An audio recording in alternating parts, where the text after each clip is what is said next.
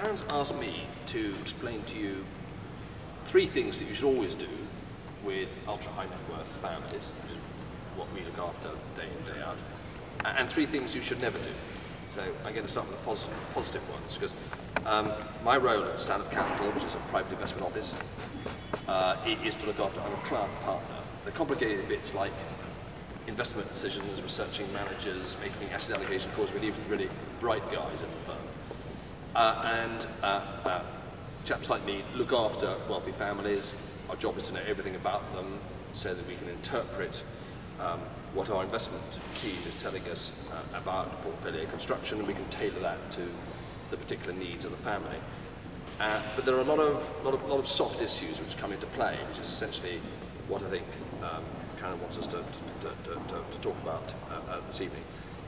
The first thing I would advise you to do is always start on the most formal terms with families.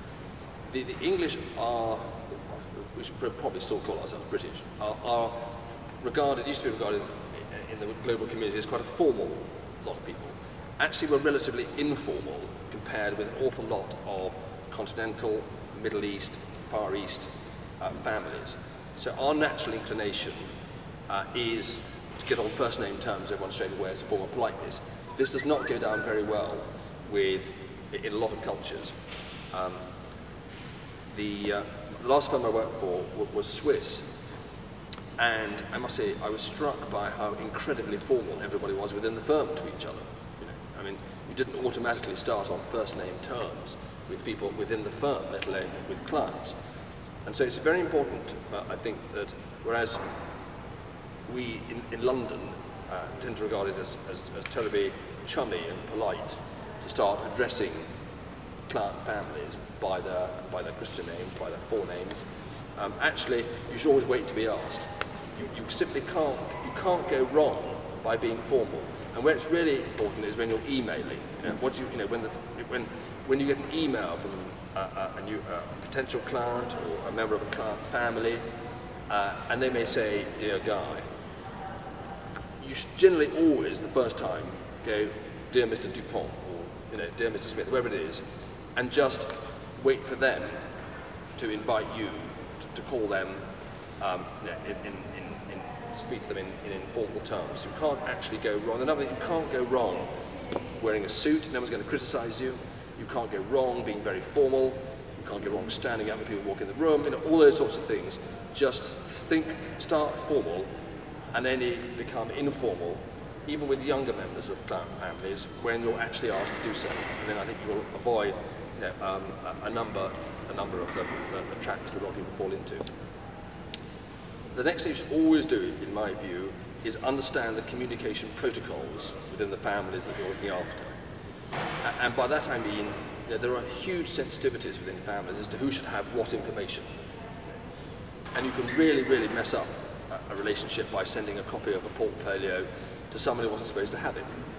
So when we set up a client relationship, we go to considerable length to make sure that we understand who should have information that we're producing, who should be copied in correspondence, particularly now on emails where it's so easy to get it wrong. I mean, we've seen just examples in the press recently of people getting emails wrong. We had the case where, shock horror, it was just someone discovered, someone in the Bank of England, I think it was, sent to the Guardian newspaper by mistake an email that said, believe it or not, the Bank of England was doing research as to how they should be organised in case the UK left the EU.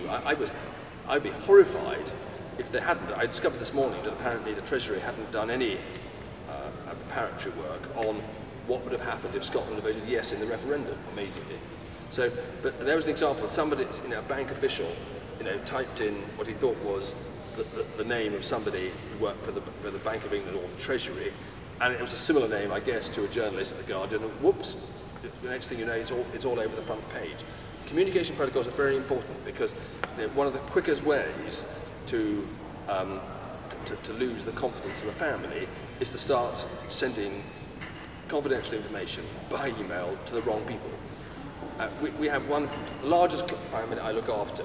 We deal with a family office, And there are extraordinary formal protocols, because they're half on the continent, half in England, as to who gets which reports. The family office sends us each month an update as to who gets which sort of flash reports, 2 days after the month end, 1 day after the month end, how the portfolio is done, who gets monthly reports, who gets the quarterly analysis, and who's in the to box of the email, and who's in the CC box. There are protocols that actually follow this. And we make sure 2 partners look after that particular account, and we double check every email before it goes out. Because even though our performance is actually very good, and we're doing all the right things, it's amazing, if you've got members of the family who are only incidentally involved in the portfolio management of a major family, they will very rapidly form an opinion of your firm if you do things which they understand, like not sending them a report on time, or sending it to the wrong person, or sending it to someone who's left. So communication boards are incredibly important, because you also have all the sensitivity about what information is shared between the head of the family and the children, the husbands or wives of the children. So you can't spend too much time at the outset of a relationship making sure, and you never offend a client by saying to them, I'm about to send an email, can I just confirm with you who should be the recipient of that email? It's a very, very easy way to lose clients and cause a lot of embarrassment. And you can be in breach of contract too. I mean, most client agreements contain a confidentiality undertaking within the body of the agreement. So it's a pretty dumb thing to do to send to the wrong person. So you start off checking communication protocols. The final thing you should always do, in my view, is manage expectations. The one thing rule in life is all about expectation management. And this features a number of ways. First of all, if you're in the investment business, don't tell potential clients, in order to persuade them to sign up, that you're going to make double-digit returns. If you don't, in an asset class where you can't do that. Don't tell the client you're going to beat inflation by 5% in a portfolio that's never going to lose more than 8% a year, let's say, because ultimately that will disappoint. And it's better not to win business by over-promising, because the world of wealth management is a village, and particularly if you're a small firm like us, you're only as good as your reputation, only as good as what your clients and their professional advisors say about you. So manage expectations in terms of investment performance, manage expectation in terms of how quickly you can deliver things. It now takes about a month, as I can make out, to open a new custody account with all the banks who are all hysterical about intergovernment agreements and FATCA and all the rest of it. So don't say, yes, we can get this done really quickly, if you know it's going to take quite some time. Clients like to have their expectation managed in terms of when you can deliver things, what kind of returns they're going to have, what the possibility of loss are. You should be very, very honest with clients and about every aspect of your service for them. So those are, I think, the 3 things I would urge you to bear in mind that you should do. One of the things that perhaps you shouldn't do, the first thing I would say is resist the temptation to criticize the other advisors. And I don't just mean, quite often we find that we are jointly appointed. The thing now with a lot of big family offices is, whereas when we started the firm, the family would give someone like us, totally independent, doing the overall asset allocation, all of their liquid wealth to manage. The size of money that's coming in now to London is such that that's quite unusual. So we might be one of 3 firms that manages. One of the things we happen to do is we have a very good performance attribution system and a consolidation system. So we say to the families, look, if you'd like us to consolidate the other accounts for reporting purposes, we can do that for you, which gives us privileged information as to how the other managers are doing. If you happen to be doing best, don't crow about it, because life is cyclical. You'll be in the other position before too long. And also, if you're dealing with other professional advisors, you can become incredibly frustrated with a client's accountants, because they're wanting you to observe all sorts of peculiar tax restrictions which are going to affect your performance. You may feel irritated by some of the professional advisors who don't give you the information you need to be able to do a good job. But always remember they were appointed by the client. And if you fall out, one of the things I've learned in life is always try to avoid falling out. When you leave a firm, leave on the best possible terms. You know, don't, as you leave, fire off the email around the firm that says what you really think about the chief executive, because, you know, in a few years' time, you'll come up against the same people, and it's much better to be popular than to have a whole lot of people, you know, bearing grudges about you. So, just be always infallibly polite about the other advisors to the family. We only have 5 minutes. Oh, I'm sorry. Right, okay, 2 quick points.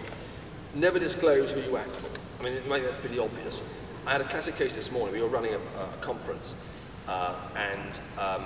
with 6 other professional firms, and this lady came up to me who I'd been at Peak Marwick with, 30 years ago. Said, "How nice to see you." I said, "What are you doing?" She said, "Well, I work, but I do a lot of things, but I particularly look after X. X is a very high-profile person." And I vaguely remembered that my firm acts for X, and that we'd signed a non-disclosure agreement. And I looked at the list and I could see that she'd been invited by one of the partners of my firm. But I didn't bat an eyelid. I just said, "That must be terribly interesting." I didn't say, "How nice that we're sharing a client together after all this time." You know, that was almost a test, I thought. So never ever disclose who you act for. And finally, my final point, never gloss over a mistake. Whatever business you're in, this isn't just the case of wealth management. Everybody makes mistakes. The one thing that really, really, really upsets people is when you try to cover it up, blame other people, you know, or pretend it wasn't your mistake at all. If you make a mistake, you should, in investment terms, immediately correct it, because the markets may move against you.